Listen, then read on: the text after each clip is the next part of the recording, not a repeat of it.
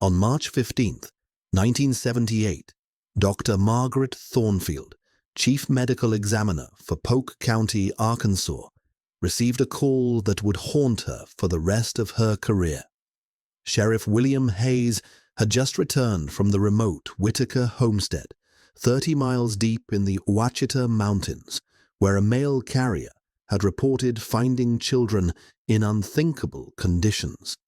The isolated property, accessible only by a single dirt road that became impassable during winter months, had been home to the Whittaker family for over a century. What Dr. Thornfield discovered in her initial medical assessment defied everything she knew about human genetics and survival. The family of 12 individuals showed signs of extreme consanguinity spanning 4 generations, with genetic conditions so severe that several children had never been recorded in any medical literature.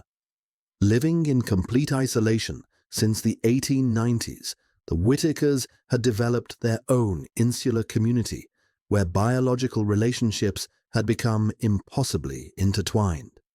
The physical and cognitive conditions Dr. Thornfield documented that day would later be studied by geneticists worldwide, representing the most extreme case of inbreeding ever recorded in American medical history. If you think you can handle the disturbing truth behind this case, let me know in the comments.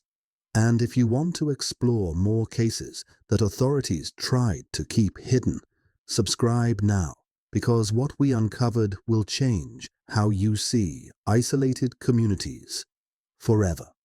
The Whittaker family first arrived in the Arkansas Ouachita Mountains in 1892 when patriarch Samuel Whittaker purchased 480 acres of remote forest land for just $50.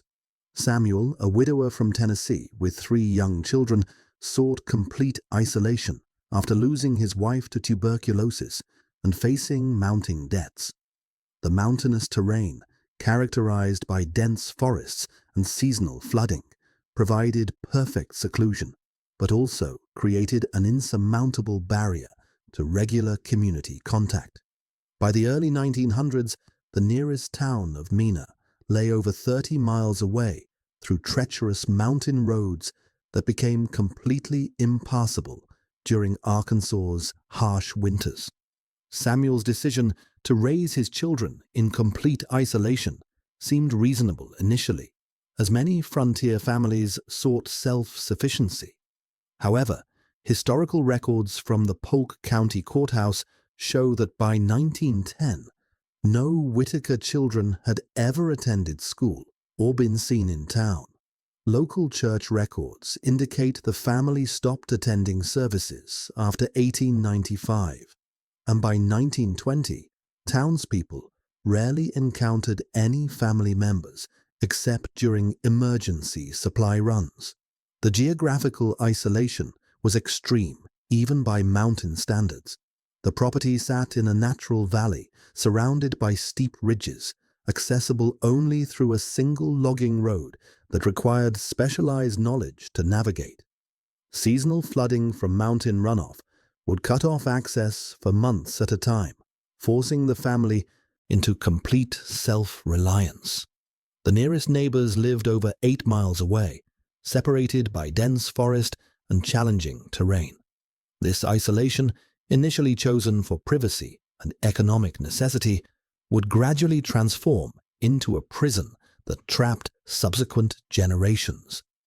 By the 1930s, Depression-era economic hardships and the family's increasing reclusiveness had eliminated virtually all contact with the outside world, setting the stage for the tragic developments that would unfold over the following decades. The investigation began when postal carrier Danny Morrison failed to deliver a Social Security check to the Whittaker residence on March 12, 1978. Morrison, who had been servicing the remote route for 15 years, discovered the family's mailbox overflowing and heard unusual sounds from the property. Against postal regulations, he approached the house and encountered several individuals whose physical appearance immediately alarmed him. Morrison later testified that he saw at least 4 people with severe physical deformities, including pronounced facial abnormalities and mobility issues, living in conditions he described as worse than any animal shelter. Sheriff William Hayes, a 20-year veteran of rural law enforcement, assembled a team including Deputy Medical Examiner Dr. Margaret Thornfield, Social Services Director Patricia Mills, and 2 experienced deputies for the initial welfare check. The team's March 15th approach to the property required specialized 4-wheel drive vehicles and took over 2 hours to navigate the deteriorated access road. Hayes later described the scene as unlike anything in my law enforcement experience. The living conditions discovered defied comprehension. The original 1890s farmhouse had been expanded haphazardly, with makeshift additions constructed from salvaged materials, creating a maze-like structure without proper sanitation or heating. Dr. Thornfield's initial observations revealed 12 individuals ranging in age from 4 to 67, all showing various degrees of physical and cognitive impairment. The family had no electricity, running water or telephone service, relying entirely on wood-burning stoves and oil lamps for heat and light. Most shocking were the children's conditions. 4 individuals under age 16 displayed severe cranial deformities, with head circumferences measuring far outside normal ranges. Several family members communicated only through grunts and primitive gestures, while others showed signs of advanced malnutrition despite adequate food supplies. Dr. Thornfield noted that none of the children appeared to have ever received medical care, with untreated injuries and infections that should have been fatal. The investigators faced immediate resistance from family patriarch John Whittaker, Samuel's grandson, who claimed government interference violated their religious freedom. However, the medical emergency became apparent when investigators discovered a 7-year-old child with a severely infected wound and respiratory distress requiring immediate hospitalization. As Sheriff Hayes coordinated emergency medical transport, Dr. Thornfield began documenting conditions that would revolutionize medical understanding of extreme genetic isolation. The team suspected they had uncovered something unprecedented in American medical history, but nothing could have prepared them for what genetic testing would later reveal. Genetic testing conducted at the University of Arkansas Medical Center revealed findings that stunned the medical community. Dr. James Harrison, the lead geneticist, determined that the Whittaker family showed consanguinity coefficients ranging from 0.125 to 0.375, indicating relationships closer than the first cousins, and, in several cases, approaching brother-sister genetic similarity. To put this in perspective, the general population shows consanguinity coefficients of essentially 0, while first-cousin marriages typically result in coefficients around 0.0625. The most devastating discovery emerged through chromosome analysis performed by Dr. Sarah Chen, a specialist in genetic disorders. 8 family members carried identical recessive gene mutations that had been amplified through generations of interbreeding. These mutations caused a rare condition called holoprosencephaly, where the brain fails to divide properly during fetal development, resulting in severe facial deformities and cognitive impairment. In the general population, this condition occurs in roughly 1 in 16,000 births. Among the Whittakers, the rate approached 50%. Dr. Chen's research revealed additional genetic conditions unprecedented in their concentration within a single family. 5 individuals displayed symptoms of Carpenter syndrome, characterized by cranial malformation and extra fingers or toes. 3 family members showed signs of Ellis Van Creveld syndrome, causing short stature, extra fingers, and heart defects. Most remarkably, 2 children presented with what geneticists initially classified as a completely unknown syndrome, featuring extreme microcephaly combined with distinctive facial features never documented in medical literature. Medical examinations revealed the heartbreaking extent of physical suffering. 11-year-old Mary Whittaker had a head circumference of just 14 inches compared to the normal 20 inches for her age group. Her cognitive development remained at approximately an 18-month level, despite being physically capable of basic mobility. 16-year-old David Whittaker displayed classic signs of severe intellectual disability, combined with congenital heart defects that should have been fatal without medical intervention. The family's survival, despite such severe genetic conditions, puzzled medical experts. Dr. Harrison theorized that generations of natural selection had eliminated the most severely affected individuals, allowing only those with sufficient physical capability to survive in the harsh mountain environment. This created what he termed survival bias, where the observable family members represented only those genetically capable of basic self-care. Perhaps most disturbing were the relationship charts constructed through DNA analysis.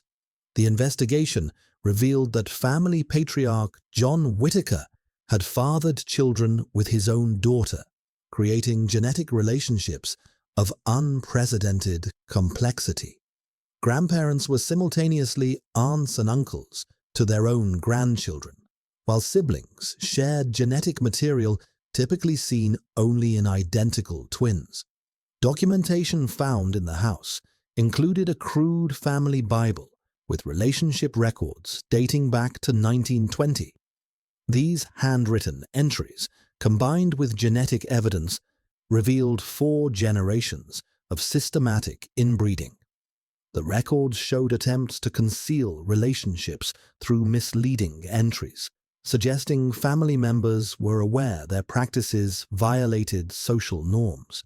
The genetic evidence presented a clear picture of progressive deterioration across generations. Each successive generation showed increased rates of birth defects, cognitive impairment, and physical deformities. By 1978, the family had reached what geneticists considered the biological limit of human inbreeding survival, with subsequent generations likely to face complete reproductive failure. Extensive genealogical research conducted by Arkansas State University historians revealed the tragic progression of the Whittaker family's isolation across 4 generations. Samuel Whittaker's original 3 children, John, Mary, and Thomas, had grown to adulthood with normal development and intelligence, according to early county records showing their baptisms and school enrollment in Tennessee before the family's migration. The first signs of problematic relationships emerged in the 1920s, when Samuel's son John married a woman identified in the family records only as Sarah. Investigators later determined through genetic analysis that Sarah was actually John's half-sister, the product of an undocumented relationship between Samuel and an unidentified woman. This union produced 5 children, 3 of whom survived to adulthood with increasingly apparent developmental delays. By the 1940s, the isolation had become absolute. County records show no Whittaker births officially registered after 1943, no death certificates filed, and no property tax payments made since 1941. The family had essentially vanished from official existence while continuing to live on their ancestral property. Elderly residents of nearby communities recalled occasional sightings of strange mountain people during hunting seasons, but these encounters were rare and brief. The investigation revealed evidence of several family members' attempts to escape the isolation. A diary found in the house, written in broken English by someone identified as Thomas Jr., described multiple attempts to reach town for medical help during the 1950s. The entries detailed frustrating encounters with suspicious townspeople who refused assistance and law enforcement officials who dismissed their requests. One entry from 1957 described a stillborn infant with terrible wrong face, whose death could have been prevented with proper medical care. Family members interviewed during the 1978 investigation provided fragmented accounts of earlier decades. Martha Whittaker, age 43, recalled her mother speaking about town people who wouldn't help us, and described multiple failed attempts to seek medical attention for sick children. Her accounts revealed a family increasingly convinced that the outside world had rejected them, reinforcing their isolation as a defensive mechanism. The most heartbreaking discovery was evidence of the family's awareness of their situation. Hidden beneath floorboards, investigators found a collection of medical pamphlets dating from the 1960s, apparently acquired during rare supply trips to town. These materials described genetic conditions and birth defects, suggesting family members understood something was wrong but lacked the knowledge or resources to address it. Handwritten notes in the margins showed attempts to match described symptoms with family members' conditions, revealing desperate efforts at self-diagnosis by people with limited literacy skills. The comprehensive medical evaluation conducted by a team of specialists from the University of Arkansas Medical Center established the Whittaker case as the most extreme example of human inbreeding ever documented in medical literature. Dr. James Harrison's genetic analysis revealed consanguinity coefficients that approached theoretical maximums for human survival, with several family members showing genetic similarity typically seen only in laboratory studies of inbred animal populations. The primary genetic mechanism causing the family's conditions was identified as autosomal recessive inheritance patterns amplified through extreme consanguinity.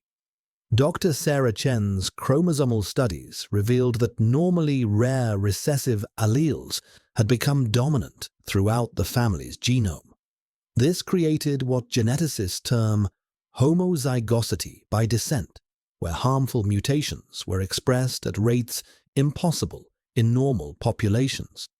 Specific medical conditions documented included holoprosencephaly in 8 individuals, characterized by incomplete brain hemisphere separation, causing severe facial malformation and cognitive impairment. This condition, normally occurring in fewer than 1 in 16,000 births, affected nearly 70% of surviving family members. Additional documented syndromes included Carpenter syndrome, causing cranial fusion and polydactyly, and Ellis-Van Creveld syndrome, resulting in short stature and cardiac defects. Most significantly, Dr. Chen identified 2 previously unknown genetic syndromes among the Whittaker children. These conditions, temporarily classified as Whittaker syndrome type 1 and 2, featured unique combinations of microcephaly, distinctive facial features, and organ malformations never reported in medical literature. Subsequent research suggested these represented novel expressions of extremely rare, recessive genes that only manifest under conditions of severe inbreeding, The family's survival, despite such severe genetic loading, puzzled researchers. Computer modeling by Dr. Harrison's team suggested that infant mortality rates within the family likely exceeded 80%, with only the least affected individuals surviving to reproductive age. This created a natural selection pressure that maintained minimal viability while perpetuating the genetic isolation. Long-term medical monitoring of surviving family members provided unprecedented insights into consanguinity effects. Follow-up studies conducted over 30 years documented progressive cognitive decline, early-onset dementia, and reproductive failure in subsequent generations. The data established definitive correlation between consanguinity coefficients and medical outcomes, contributing essential research for genetic counseling protocols worldwide. The Whittaker case remains a primary reference point for understanding the medical consequences of extreme human inbreeding. The legal proceedings following the Whittaker discovery presented unprecedented challenges for Arkansas's judicial system. Polk County District Attorney Robert Mills faced the complex task of determining criminal responsibility in a case involving decades of abuse, neglect, and incest within a family structure that defied conventional legal categories. Initial charges filed in July 1978 included multiple counts of child abuse, neglect, and incest against family patriarch John Whittaker and his brother Thomas. However, establishing criminal intent proved extraordinarily difficult given the family's complete isolation and apparent lack of understanding about social norms or legal prohibitions. Defense attorney Margaret Stevens argued that her clients had lived in complete ignorance of laws they had never been taught existed. The prosecution's case relied heavily on medical evidence demonstrating systematic harm to children, regardless of intent or knowledge. Dr. Margaret Thornfield's testimony established a clear pattern of preventable suffering caused by the adults' failure to seek medical care and their continuation of harmful reproductive practices. Expert witnesses explained the genetic consequences of incestuous relationships, demonstrating that the physical and cognitive damage to children was entirely predictable and preventable. Judge Harold Morrison's November 1978 ruling attempted to balance criminal accountability with recognition of the family's unique circumstances. John Whittaker received a suspended 10-year sentence, conditional on accepting court-ordered medical treatment and psychological counseling. Thomas Whittaker was placed under permanent state supervision with mandatory medical monitoring. The case prompted significant legal reforms in Arkansas. The legislature passed the Rural Family Protection Act in 1979, requiring periodic welfare checks for isolated families and mandating reporting of suspected genetic disorders. Additional legislation strengthened mandatory education requirements and established mobile medical services for remote communities. Most importantly, the case established legal precedent for state intervention in extreme isolation cases. The Arkansas Supreme Court's 1980 ruling affirmed that parental rights could be terminated when isolation itself constituted child endangerment, regardless of parents' intent or knowledge. This decision influenced child protection policies nationwide, establishing government authority to intervene in cases where geographic or social isolation prevented children from receiving basic medical care and education. The rehabilitation of Whittaker family members presented unprecedented challenges for Arkansas social services.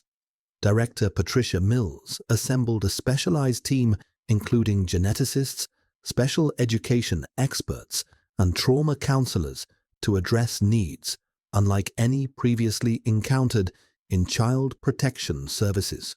The younger family members required intensive medical intervention before any social rehabilitation could begin. 7-year-old Rebecca Whittaker underwent multiple surgeries to correct cleft palate and cardiac defects, while 11-year-old Mary received specialized treatment for hydrocephalus. The Arkansas Children's Hospital established a dedicated unit to address the complex medical needs of family members whose conditions had never been treated. Educational rehabilitation proved equally challenging. None of the children had ever attended school or learned basic literacy skills. Special Education Coordinator Dr. Linda Thompson developed individualized programs recognizing that several family members' cognitive limitations would prevent traditional academic progress. However, remarkable breakthroughs occurred with some family members who demonstrated unexpected learning capacity once provided proper nutrition and medical care. The most successful rehabilitation involved Martha Whittaker, who at age 23 showed sufficient cognitive ability to benefit from intensive education and job training. After 3 years of specialized programs, she achieved basic literacy and found employment in a supervised workshop environment. Her progress provided hope that some family members could eventually achieve semi-independent living. However, the profound effects of extreme isolation and genetic damage created permanent limitations for many family members. Several individuals required lifelong institutional care due to severe cognitive impairment and medical needs. The state of Arkansas established a specialized care facility specifically designed to address their unique requirements. Long-term psychological support revealed the deep trauma of social isolation. Family members who had lived their entire lives without contact with the outside world struggled with basic social interactions and showed symptoms consistent with severe anxiety disorders. Breakthrough moments occurred when family members began to understand that their suffering had not been inevitable, leading to both healing and profound grief for lost opportunities. By 2008, 30 years after the initial discovery, 6 family members remained alive under various levels of state care. 3 had achieved semi-independent living in supervised group homes, while others required continued medical support. The rehabilitation program established for the Whittakers became a model for addressing extreme isolation cases, with protocols now used internationally by child protection agencies confronting similar situations. The Whittaker case fundamentally transformed understanding of rural isolation and child protection in America. The discovery exposed critical gaps in social services monitoring that allowed extreme abuse to continue undetected for decades in remote communities across the nation. Following the case, the Centers for Disease Control established the Rural Family Monitoring Initiative, requiring periodic welfare checks for families living more than 20 miles from medical facilities. This program identified hundreds of isolated families nationwide who were living in conditions of neglect, though none approached the Whittaker family's extreme circumstances. The genetic research conducted on the family contributed essential data to medical understanding of consanguinity effects. Dr. James Harrison's longitudinal studies became foundational references for genetic counseling protocols worldwide. The Whittaker Genetic Database continues to inform research into rare genetic disorders and remains crucial for identifying at-risk populations in isolated communities globally. The case also highlighted systemic failures in rural healthcare delivery.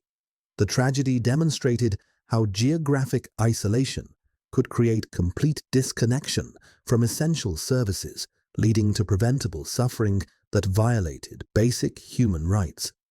This recognition prompted federal investment in rural healthcare infrastructure and mobile medical services designed to reach previously underserved populations.